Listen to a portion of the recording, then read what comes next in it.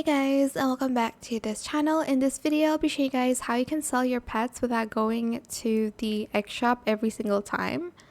I somehow just realized this yesterday when my friend did it. I'm sure a lot of people know, but if you don't have the recall wrench to go back and forth, you can actually open up you can actually just go to the sell shop here and you can sell your pets here as well. So yeah, you can just sell your pets here and you don't have to go to the not like the gear shop necessarily, like the user recall wrench to go to the gear shop and then to the egg shop. That's what I'm trying to say. But yeah, let me sell. What do I have that I can sell? Cardinal, probably. Yes, I'll just sell this. I want to sell this, and it probably gives you like the same kind of shekel price as the pet shop. I'm actually not sure. I think it's obviously going to be the same. But yeah, that is pretty much it. I hope it was helpful for you guys. Don't forget to like, comment, share, and also subscribe to this channel if you haven't done that already.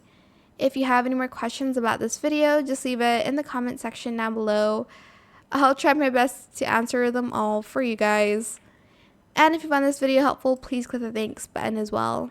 That is it. Thank you so much for watching. Bye.